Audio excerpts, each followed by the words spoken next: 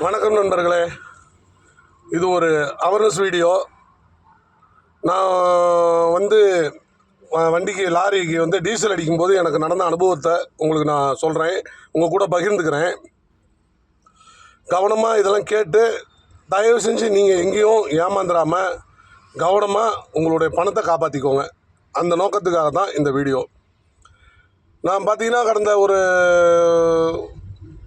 4 மாதத்துக்கு முன்னாடி ஹைதராபாத்தில் ஒரு பெட்ரோல் பங்கில், ஹெச்பி பெட்ரோல் பங்கில் டீசல் அடித்தேன். 10,000 ரூபாய்க்கு டீசல் அடிக்க சொன்னேன். அங்கே கொஞ்சம் ரேட்டு ஜாஸ்தி இருந்தாலும் சரி, இந்த பக்கம் 1,000 வரைக்கும் வேணுமேன்னு சொல்லிவிட்டு 10,000 ரூபாய்க்கு டீசல் அடிக்க சொன்னேன். அவன் என்ன பண்ணான்னா 1000 ரூபாய்க்கு செட் பண்ணி டீசல் அடிச்சிட்டான். 1000 ரூபாய்க்கு செட் பண்ணி அடிச்சுட்டானோ, என்ன 10,000 ரூபாய்க்கு எதுக்குள்ள அடிச்சிட்டான்னு சொல்லி மீட்டரை பார்த்தா 1000 ரூபா காமிச்சிது. என்னப்பா 1000 ரூபாய்க்கு அடிச்சிருக்கிறேன், நான் 10,000 ரூபாய்க்கு அடிக்க சொன்னேன்ப்பாண்ணே. ஓ சாரி சார், நான் 1000 ரூபா நினச்சிட்டேன் சார், நான் அந்த மிச்சம் 9,000 நான் அடிச்சு விட்றேன் சார் அப்படின்னா. சரி அடிப்பான்னு சொல்லிட்டேன்.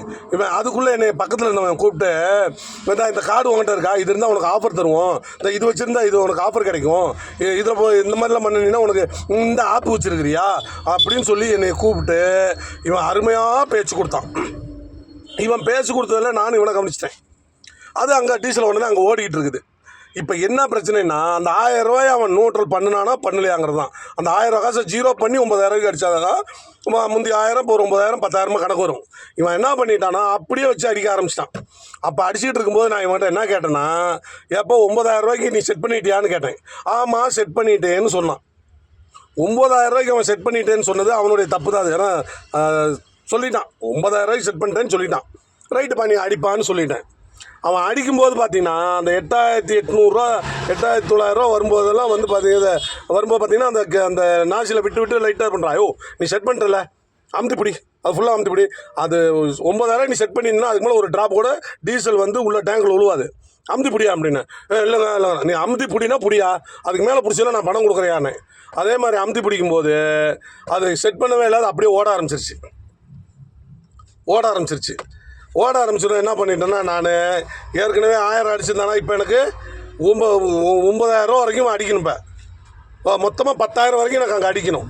அதனால் மறுபடியும் அடித்தான் வரிசையாக. இப்போ கடைசியில் 10,000 வரைக்கும் சத்தம் போட்டதுக்கப்புறமேட்டு, சாரிங்க நியூட்ரல் விளையாட்டுருக்குதுங்க அப்படின்னு சொல்லி 1000 டீசல் என்னை ஏமாற்றிடுவான். நான் உஷாராக இருந்ததுனால, நீ செட் பண்ணிட்டேன்னு சொன்னல, செட் பண்ணிட்டேன்னு சொன்ன 9,000 ரூபாய்க்கு, அப்போ நீ அமுத்தி லாக் வச்சு விட்ரு. அது 9,000 ரூபாய்க்கு ஓடணுன்னா அது நின்றுடும். அதுதானே கரெக்டு. ஆனால் அவன் செட் பண்ணவே இல்லை. செட் பண்ணணும்னா அங்கே ஜீரோ பண்ணால் தானே செட் பண்ண முடியும். இவன் என்ன பண்ணியிருக்கிறான்னா, இவன் அப்படியே அமுத்தி பிடிச்சிருப்பான். அந்த 1000 சேர்த்து இப்போ 8,000 ரூபாய்க்கு எடுப்பான். ஏற்கனவே ஒரு 1000 9,000 அடிச்சிட்டேன் பாருங்கள். அதில் என்ன 9,000 படிச்சுட்டேன், ஏற்கனவே ஒரு 1000 10,000 கணக்கான வந்தான். நான் உஷாராக இருந்ததுனால அந்த டீசலை காப்பாற்றிட்டேன். நான் சொல்ல புரியுங்களா, 1000 ரூபாய்க்கு டீசலை அடிச்சுவிட்டு அவன் அதை அப்படியே தொடர்ந்து அடிக்கிறான். தொடர்ந்து அடிக்கும்போது இவன் 9,000 ரூபாய்க்கு இங்கே அடிச்சிருப்பாங்க. இங்கே 9,000 ரூபாய்க்கு அடித்த உடனேயுமே அதோடு சேர்த்து 9,000 காட்டும். 8,000 ரூபாய்க்கு அடிப்பான். ஏற்கனவே அதில் ஒரு 1000 ஓடி இருக்கும், 9,000 காமிச்சிடும். இவன் நம்மகிட்ட கணக்கு சொல்லுவான், நான் ஏற்கனவே 1000 அடித்தாலும் 10,000 சரியாக போச்சுமா. அதனால் நான் உஷாராக இருந்து அதை இது பண்ணிக்கிட்டேன். இப்போ நம்ம ஒரு முந்தானாத்து நான் கர்நாடகாவில் ஒரு பங்கில் டீசல் 25 லிட்டர் டீசல் அடிக்க சொன்னாங்க. உஷாராக இருங்க, தயவு செஞ்சு இது ஒரு நல்ல வீடியோ, அவங்க கவனமாக கேளுங்க, உஷாராக இருங்க. 25 லிட்டரில் அடிப்பா, 25 லிட்டர் அடிப்பான்னு சொன்னேன். நான் மைலேஜ் செக் பண்ணுறதுக்காக லாரிக்கு 25 லிட்டர் செட் பண்ணான். நான் செட் பண்ணினதே எனக்கு கொஞ்சம் இதாக தான் தெரிஞ்சுது. 25 லிட்டர் செட் பண்ண மாதிரி. ஆனால் சரி, அது உண்மையாக பொய்யான்றது என்னால் 100% சொல்ல முடியல. ஏன்னா அவன் 25 போட்டு 0 போட்டான். அதெல்லாம் என்ன கணக்குன்னு தெரில, என்னென்னு நமக்கு ஒன்றும் புரியல. அதெல்லாம் சரி ரைட்டு விட்டுறேன். அப்புறம் அவன் 25 லிட்டர் அடிச்சு விட்டான்னு அடிச்சுட்டு எடுத்துட்டான். நான் கார்டு கொடுக்குறேன் அவங்ககிட்ட. அந்த கார்டை அந்த மிஷினுக்குள்ளே உள்ளே போடுறான். மிஷினுக்குள்ளே உள்ளே போட்டு அமௌண்ட்டெல்லாம் போட்டு என் பின் நம்பர்லாம் போட்டு, நான் அவனை நம்பி என் பின் நம்பரையும் அவங்ககிட்ட தான் சொன்னேன். பின் நம்பர் இதான்ப்பா போடுப்பா அப்படின்னு சொன்னேன். என்கிட்ட ஒரு தடவை கொடுக்குறேன், நீங்கள் போடுப்பான்னு. அதெல்லாம் ஏமாற்ற முடியாது, போடுப்பா அதெல்லாம் நல்லா உங்களை பங்காரங்க தான் சொல்லி சொன்னாங்க. அந்த தாயவளி என்ன பண்ணிட்டான்னா, கார்டை உள்ளே சொருவி அமௌண்ட்டை போட்டோன்னே, அதாவது அந்த கார்டை வெளியில் எடுத்தால் தான் பில்லு வரும்னு நினைக்கிறேன், அப்படியாட்டு இருக்குது. கார்டு வெளியில் எடுக்கிறதுக்காக அது கீன்னு சவுண்டு கொடுத்தோன்னே இவன் இங்கே இருக்கிறவன் என்ன பண்ணுறான், ஒருத்தன் பக்கத்தில் இருந்துக்கிட்டு கேப்பை போடு, அந்த டீசல் டேங்க் மூடி போட சொன்னான். அந்த டீசல் டேங்க் மூடி போடு, மூடி எடுத்து போடு, கேப்பை போடுங்கிறான். நான் டீசல் அடிக்கிற எனக்கு தெரியாதா கேப் எடுத்து போடுறதுக்கு? எனக்கு தெரியுமா தெரியாதுங்களா கேப் போடுறதுக்கு? ஆனால் அவன் கேப் போடுங்க நான் உஷாராயிட்டேன். இவன் எதுக்குடா நம்மளே கேப் எடுத்து நமக்கு போட தெரியாதா? வண்டி சாவியே அந்த டீசல் மூடியில் தான் இருக்குது. அந்த டீசல் டேங்க் மூடி எடுத்து அது லாக் பண்ண தான் வண்டியே ஸ்டார்ட் பண்ண முடியும். இவனுக்கு என்ன அக்கறை அப்படின்னு எனக்கு ஒரு டவுட்டு. அப்புறமேட்டு என்ன பண்ணிட்டான்னா, மறுபடியும் இது என்ன கார்டு ஒன்று கேட்டுக்கிட்டு இருந்த சவுண்டு வந்துருச்சு, நெட்வொர்க் எரர் இருக்குதுப்பா அப்படின்னு. அவன் என்ன பண்ணிட்டான்னா அந்த மிஷினை அப்படியே ஆஃப் பண்ணிட்டான். மிஷினை ஆஃப் பண்ணி ரீஸ்டார்ட் பண்ணுறான். அப்போ பில்லு வெளியில் வராமையே எனக்கு காசு கட் ஆகிடுச்சு. அது மொபைல் வண்டிக்குள்ளே இருக்கவும் எனக்கு தெரியல. 2வது தடவை மறுபடியும் உள்ளே போடுறான். சார் இந்த நெட்வொர்க் ப்ராப்ளம் ஆகிடுச்சு, அது எடுக்கலை, வரல அப்படின்ட்டான். நான் நினச்சேன் பில்லு வந்தால் தான் காசு கட் ஆகும்னு நான் நினச்சிட்டேன். எல்லாருக்கும் தெரியும், நல்லா ஞாபகம் வச்சுக்கோங்க, அந்த மிஷினில் இருந்து பில் வந்தால் மட்டும்தான் காசு நமக்கு கட் ஆகும்னு நினச்சிட்டு இருக்கிறாங்க. சத்தியமாக இது பொய். தயவு செஞ்சு நீங்கள் எல்லாம் நல்லா இருப்பீங்க. எல்லாருக்குமே ஷேர் பண்ணுங்கள். எவ்வளோ பேருக்கு ஷேர் பண்ண முடியுமோ ஷேர் பண்ணுங்கள். இது வரைக்கும் என்னுடைய அனுபவத்தில் எல்லாரும் எனக்கு மட்டும் தான் சொன்னாங்க, ஒரு மிஷினில் நீ கார்டுக்கு உள்ளே வச்சுட்டாங்கனாக்கா பின்னமெல்லாம் போட்டால் அந்த பில்லு வெளியில் வந்தால் மட்டும்தான் உனக்கு காசு கட் ஆகும். பில்லு வெளியில் வரலன்னா காசு கட் ஆகாது, உனக்கு ரிட்டர்ன் ஆகிடுன்னு தான் இது வரைக்கும் சொன்னாங்க. சத்தியமாக இப்படி தான் சொன்னாங்க. பில்லு வெளியில் வந்தால் தான் உனக்கு காசு கட் ஆகும்னாங்க. ஆனால் இந்த மாதிரி வேலைத்தனம் பண்ணும்போது பில்லு வெளியில் வரல. சரி, 2வது தடவை போட்டு பில்லை கிழிச்சு கொடுத்துட்டான். நானும் வந்துட்டேன். வண்டியில் ஏறி பார்த்தா என்னுடைய மொபைலில் 2 தடவை எடுத்த மாதிரி எனக்கு மெசேஜ் வந்துருச்சு. உடனே அந்த கைகள்லாம் நடுங்கிடுச்சு. ஏன்னா 2600 என்னமோ 2600 மேலே வருது பணம்.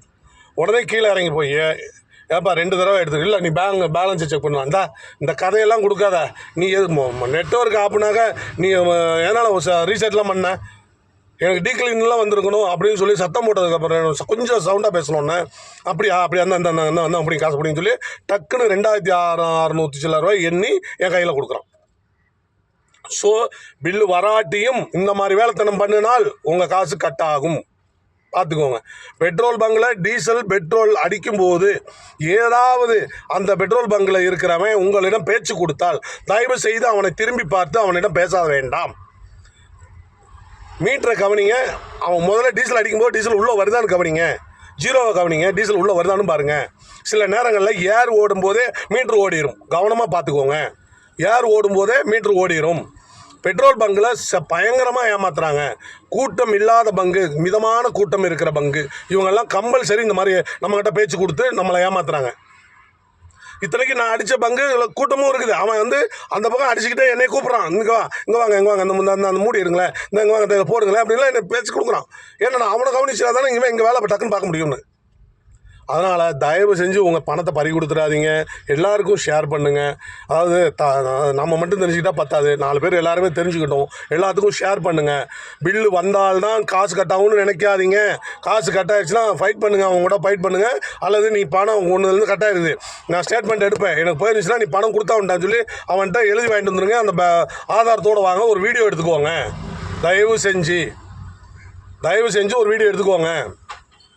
அது உங்களுக்கு நல்லது. இந்த அவேர்னஸ் வீடியோ தான் இது. உங்களுக்கும் ஒரு புண்ணியம். நிறைய பேர்த்துக்கு ஷேர் பண்ணுங்கள். உங்களால் ஒருத்தர் காப்பாற்றப்பட்டால் கூட அதில் உங்களுக்கு புண்ணியம் கண்டிப்பாக கிடைக்கும். நன்றி நண்பர்களே. எனக்கு தெரிஞ்சதை நான் உங்களுக்கு சொல்லியிருக்கிறேன். நான் லைக்குக்கு ஆசைப்பட்டோ ஷேருக்கு ஆசைப்பட்டோ நான் சொல்ல கிடையாது. இதை இந்த இதை சொன்னது ஒரு அவேர்னஸ்க்காக தான் சொல்கிறேன். தயவு செஞ்சு எல்லாத்துக்கும் ஷேர் பண்ணுங்கள். எல்லோரும் தெரிஞ்சுக்கோங்க. எல்லாருக்கும் தெரியாத ஒரே ஒரு விஷயம் என்னென்னா, அந்த மிஷினில் இருந்து பில் வந்தால் மட்டும்தான் நம்ம அக்கௌண்ட்லேருந்து பணம் போகும்னு நம்ம நினைக்கிறோம்ல, அது 100% தவறானது. பில்லு வெளியில் வராமல் போட போயிடும். அவன் ஆஃப் பண்ணுறான், நமக்கு தெரியாது, அப்படியே அமுத்தி பிடிச்சி அவனாவே ரீசெட் கொடுத்துருங்க பாருங்கள், அவனாவே ஆன் பண்ணிவிட்டு இன்னும் பில்லு வரல பாருங்கன்றுவான். பில்லு வராதனால உங்களுக்கு பேமெண்ட் கட் ஆகாதுங்க, மெசேஜ் வந்தால் கூட உங்களுக்கு கட் ஆகாதுங்கம்மா. ஆனால் இன்றைக்கி 3 நாள் ஆச்சு, எனக்கு ரிட்டர்ன் வரல. அதை பற்றிலாம் எதுவுமே பண்ண முடியாது. ஆனால் நடந்துருக்குதுங்க. ஒரு தடவை பில்லு வராதப்ப அவங்க மொபைலில் அந்த மாதிரிலாம் ஆஃப் பண்ண கிடையாது, அவங்க இந்த மாதிரிலாம் பண்ண கிடையாது, திசை திருப்ப கிடையாது. ஒரு தடவை நான் இதே மாதிரி தான் டீசல் அடித்தேன். ஒரு 10,000 ரூபாய்க்கு என்னமோ அடித்தேன், டீசல் அடித்தேன். அது சென்னை பக்கத்தில் தான் அடித்தேன். அவங்கள்ட்ட அதுக்கு உண்டான ஆதாரத்தெல்லாம் அங்கே ஐயா இந்த மாதிரி பின் நம்பர் போட்டதுக்கப்புறம் இப்படி வந்துருச்சுன்னு சொன்னேன். அவர் ஒன்று நம்பர்லாம் கொடுத்தாரு. ஒன்றும் பங்கு நாங்கள் எங்கேயும் கொண்டுட்டு ஓடிட மாட்டோங்க, நீங்கள் தாராளமாக போங்க. ஒருவேளை உங்கள் அக்கௌண்ட்லேருந்து பணத்தை எடுத்துட்டாங்கன்னா எங்கள் அக்கௌண்ட்டில் தான் எங்களுக்கு காட்டும். அப்போ எங்களுக்கு 10,000 பணம் அதிகமாக இருக்கும். நாங்கள் அந்த பணத்தை உங்கள்கிட்ட கொடுத்துட்றோம் அப்படின்னு சொன்னதை பூரா நான் ஒரு வீடியோவாக எடுத்து வச்சுக்கிட்டு தான் நான் வந்தேன். ஆனால் ஒரு வாரம் 10 நாள் கழித்து தான் எனக்கு அந்த காசு வந்து எனக்கு அது வரைக்கும் எனக்கு வந்து பெண்டிங்னே காமிச்சிது கிரெடிட் கார்டு. அதனால் பெண்டிங்னே காமிச்சிட்டு இருந்தது. அப்புறம் ஒரு 10 நாள் கழித்து நானும் மேனேஜருக்கு அங்கெல்லாம் ஃபோன் போட்டதுக்கப்புறமேட்டு தான் அது வந்து டீக்ளைனட், அது வந்து காசு போகலை அப்படின்னு சொல்லி எனக்கு மெசேஜ் வந்தது. எதுவாக இருந்தாலும் எந்த பங்காக இருந்தாலும் எங்கே போய் டீசல் வச்சாலும் ஒரு ஆதாரமாக ஒரு வீடியோ எடுத்துக்கோங்க. இந்த மாதிரி பணம் கட்டாயிருச்சுன்னா இத்தனாம் தேதி இந்த பங்குலேருந்து நான் இதுக்கு மேலே பணம் கட்டாச்சுன்னா நீ எனக்கு அந்த பணத்தை திருப்பி கொடுத்துடணும்னு சொல்லி ஒரு வீடியோவாக ஒரு ஆதாரமாக எடுத்துகிட்டு வந்துடுங்க. நன்றி நண்பர்களே. பிடிச்சிருந்தா நான் சொன்னது உங்களுக்கு பிடிச்சிருந்தேன்னா, நியாயமாக பேசியிருக்கிறேன், பிடிச்சிருக்குது அப்படின்னா லைக் பண்ணுங்கள். கண்டிப்பாக இதை எல்லாத்துக்கும் ஷேர் பண்ணுங்கள், சப்போர்ட் பண்ணுங்கள். ரொம்ப நன்றி நண்பர்களே.